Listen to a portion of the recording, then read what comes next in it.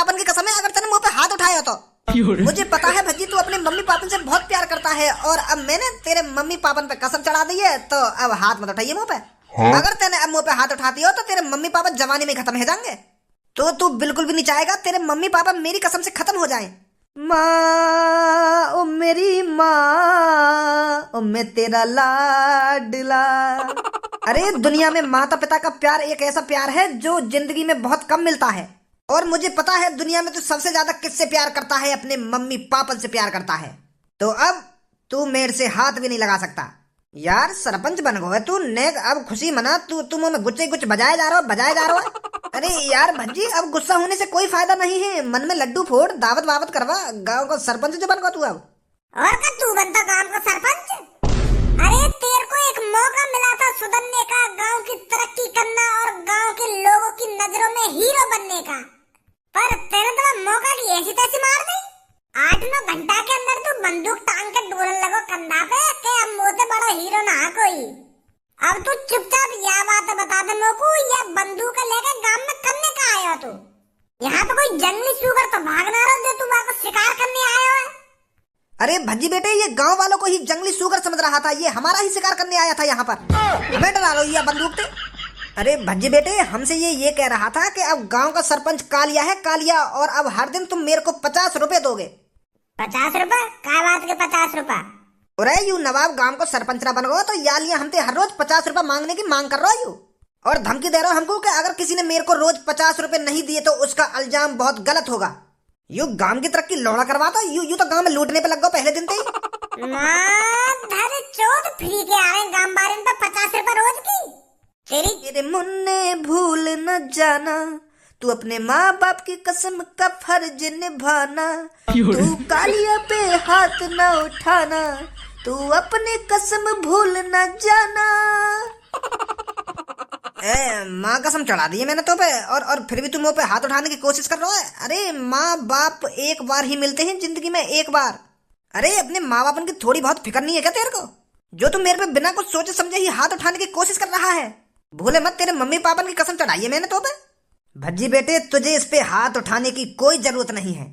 अरे इसको जेल में चक्की पिसवाने के लिए इतना ही काफी है जो हाथ में ये बंदूक लेके आ गया, और इसने अपने जेल के दरवाजे तो तब खोल दिए थे जब ये गांव वालों को धमकी दे रहा था।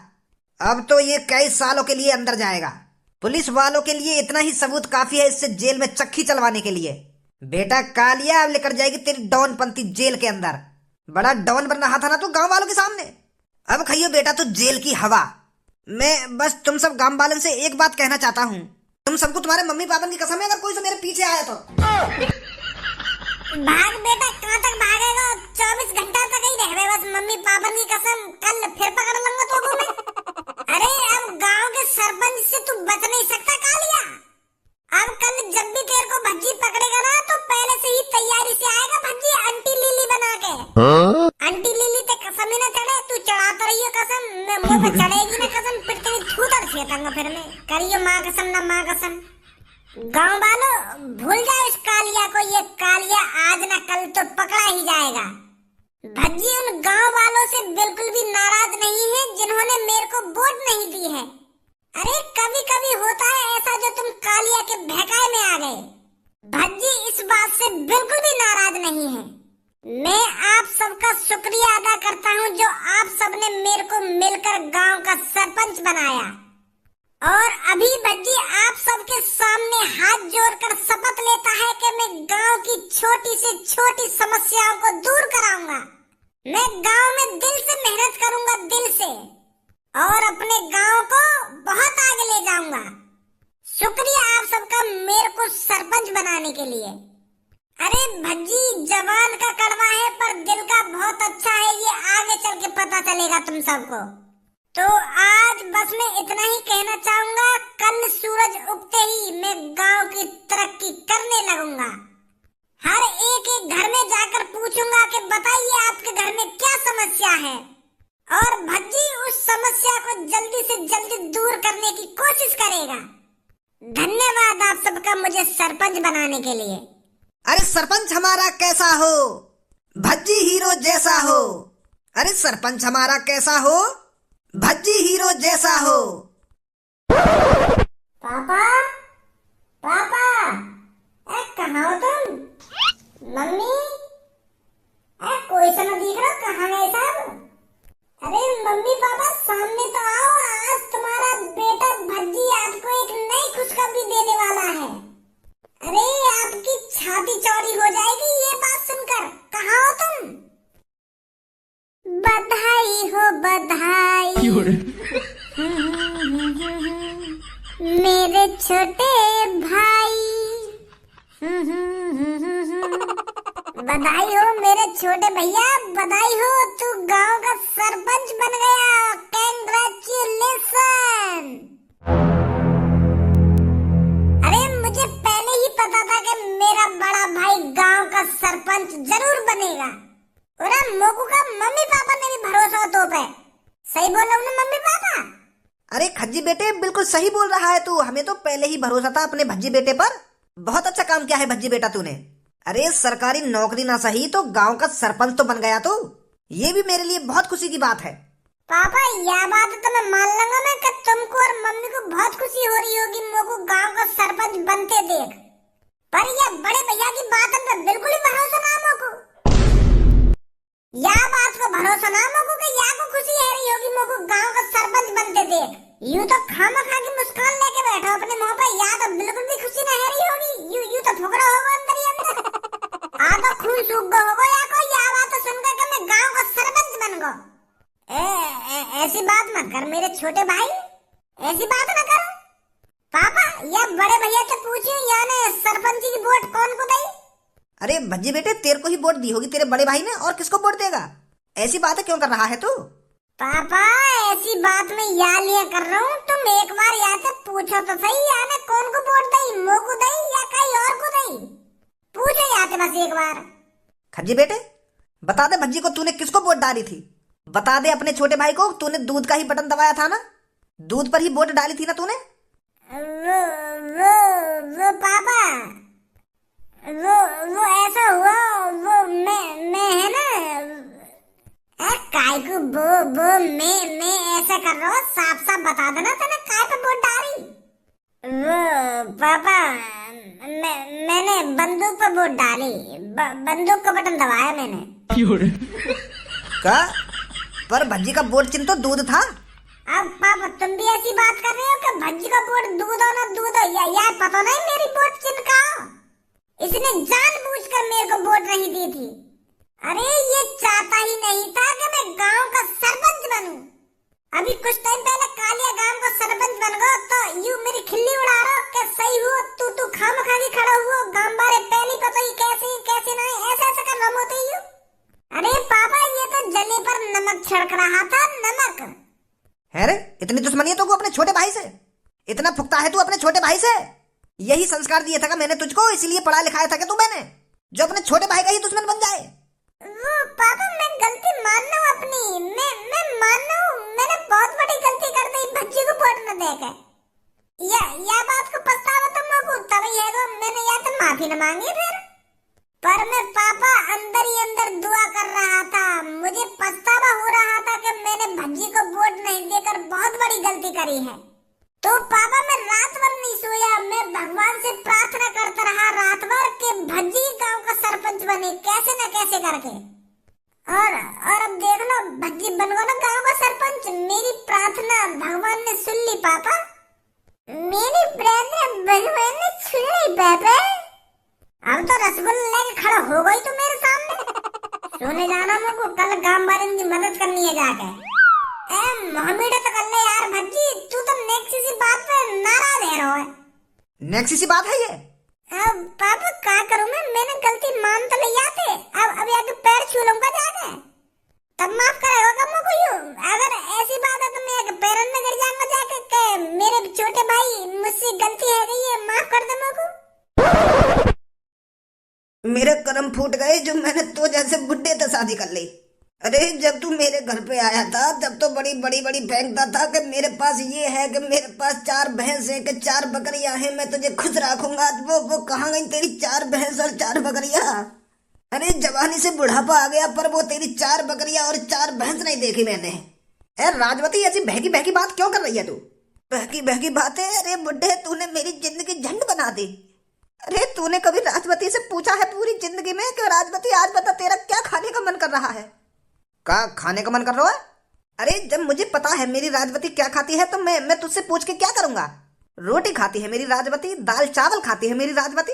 अरे राजवती गाजर का हलवा भी खाती थी, अरे राजवती गोल गप्पे भी खाती थी, पर तेरे यहाँ आकर सब खाना छूट गया। कभी तू लाया है मेरे लिए जिंदगी में गाजर का हलवा, गोल गप्पे है?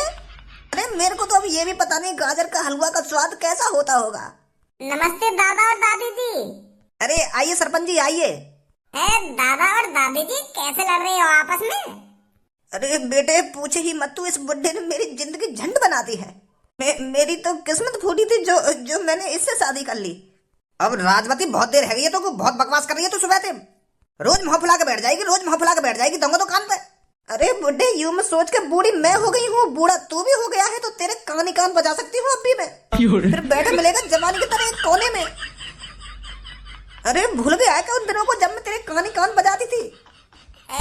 दादी काय को गरम है रही हो तुम दादा दिन में? अरे बेटे पूछे ही मत, इसने मेरी जिंदगी झंड कर दी है। ना मेरे लिए कुछ खाने को लाता है, ना मेरे लिए कुछ पीने को लाता है, बस इस घर में पड़ी रहती हूँ, टूटे फूटे घर में। अरे दादी जी परेशान मत हुइए, अब बिल्कुल भी टूटे फूटे घर में नहीं रहोगी। मैं सरपंच किस लिए बना हूँ? मैं इसलिए तो सरपंच बना हूँ ताकि आपके टूटे फूटे घर को पक्का बनवा सकूं। बताओ दादी जी क्या समस्या है तुम्हारी? हम वह समस्या लिखेंगे, फिर वह समस्या दूर करेंगे जल्दी से जल्दी। पक्का घर बनवाने तुम्हारे लिए? बेटा मुझे पक्के घर की अब कोई जरूरत नहीं है, मुझे बस इस बुड्ढे से छुटकारा दिला दे तू। मैं तेरा ये एहसान जिंदगी भर नहीं भूलूंगी बेटे, बस इस बुड्ढे को मेरे से दूर कर दे तू। मेरा तलाक करा दे इससे। दादी जी कैसी बात कर रही है तुम दादाजी से तलाक लेना चाह रही हो, और वो भी या उम्र में? अरे तुम चिंता मत करो, मैं तुम्हारे लिए एक आलीशान घर बनवाऊंगा, पक्का लेंटर वाला घर बनवाऊंगा तुम्हारे लिए मैं। तुम्हारे महोदय ये बूढ़ी उम्र में ये तलाक वाली बात अच्छी न लग रही? अरे बेटे तू गांव का सरपंच है ना? हाँ। तो तू गांव वालों की समस्या दूर करने के लिए गांव का सरपंच बना है ना बेटा? हाँ। तो बेटा मेरी समस्या ये बुड्ढा है, इसे दूर कर दे मेरे से। मुझे तलाक चाहिए इससे।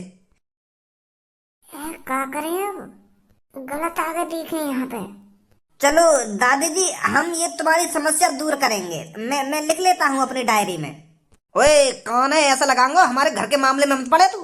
अरे मेरी बुढ़िया का तो दिमाग सटी आगो बुढ़ापे में के मैं ये समस्या तुम्हारी डायरी में लिख लेता हूँ। तू मेरा तलाक कराएगा इस बुढ़िया से? दादाजी वो तो मैं ऐसे ही सोच के बताएंगे, आ रहे हैं अभी। बता ऐसे ऐसे काम करने पड़ेंगे हमें सरपंच बनके। वो बुढ़िया तलाक ही करवा रही है अपना बुढ़ापे में, अपना घर पक्का बनवावे, अपने घर की सड़क पक्की करवावे, कुछ और परेशानी बतावे, पर वो तो डायरेक्ट यही कह रही है कि मेरा ये बुढ़ी से तलाक करा दो। बुद्धि खराब कर दी खाम खाएंगे सुबह सुबह ही। हर कोई न हो बे ऐसा, वो बुढ़ापे में सटे आ गए दोनों। आवाज मार, घर में कोई है या नहीं? अरे कोई है घर पर, सरपंच जी आए हैं। हेलो अरे नमस्कार सरपंच जी, आइए आइए आइए बैठिए घर पर, मैं चाय पानी बनवाता हूँ। अरे अभी मेरे पास चाय पानी पीने का टाइम नहीं है, मेरे को अभी हर किसी के घर में डोलना है और उनसे पूछना है उनके घर में क्या समस्याएं हैं। अब तरक्की भी तो करवानी है गांव की, तो मुझको डोलना पड़ेगा तेज को। हाँ सही बात है सरपंच जी, सही बात है। तो बताइए आपके घर में कोई परेशानी है? परेशानी सरपंच जी अब कैसे बताऊं तुमको? अरे खुल के बताइए, आप शर्माइए मत, मैं कालिया नहीं हूँ, बताइए क्या परेशानी है? वो सरपंच जी मेरे पे घर भी है और घर पर छत भी है। परेशानी बताइए। वो परेशानी यूं है, मेरी बेटी की शादी ना हो रही है, मेरी बेटी की उम्र निकलती जा रही है, कोई लड़का नहीं मिल रहा, तो आपकी नजर में कोई लड़का हो तो बता दो सरपंच जी, बस इतनी मदद कर दो, मेरी बेटी की शादी करा दो तुम। क्या अब सरपंच जी शादी भी कराएंगे? अरे सरपंच जी अगर आप मेरी बेटी के लिए कोई लड़का लाएंगे तो वो लड़का मना नहीं करेगा, तो आप करवा दीजिए मेरी बेटी की शादी। बेटी कहाँ तुम्हारी? अरे यही तो है मेरी बेटी जो बगल में खड़ी है।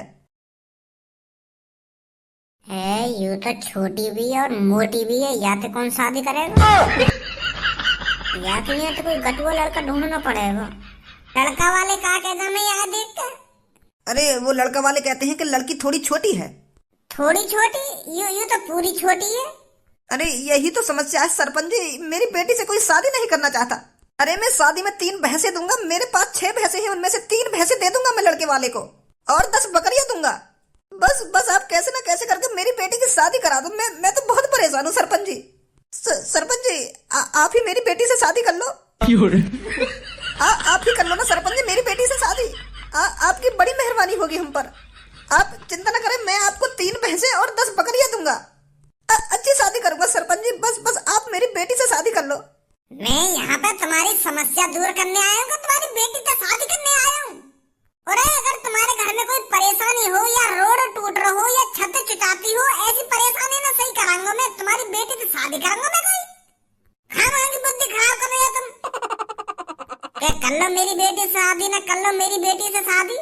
अरे जिसने इस धरती पर जन्म लिया है उसकी शादी जरूर होती है। आपकी लड़की मोटी भी है और छोटी भी है, तो या के लिए कोई ऐसा लड़का ढूंढो ना जो मोटा हो और छोटा हो, तब बात बनेगी आकी। के सरपंच जी तुम ही कर लो शादी, अरे मैं का ही कर लूं शादी। और तुमको सरपंच जी भैंस चुगाने वाले दिख रहे हैं, बकरे चुगाने वाले दिख रहे हैं, जो तुम्हारे ऑफर सुन के हाँ कर देंगे मोटी से शादी करने के लिए।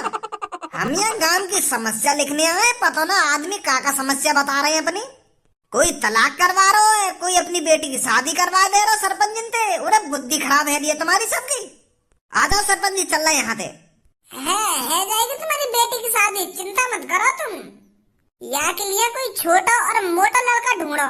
जैसे तुम परेशान हो ना, ऐसी वह गटुआ के घर वाले परेशान होंगे, तो ढूंढो। या दुनिया में ऐसा भी लड़का होगा जो छोटा भी होगा और तुम्हारी बेटी की तरह मोटा भी होगा, जाते तुम्हारी बेटी के 36 के 36 गुण मिलेंगे। ऐसा लड़का ढूंढो कोई। तुम तो मोटी शादी कराने की सोच रहे हो। बताइए अगर तुम्हारी बेटी के अलावा और कोई परेशानी हो तो घर में।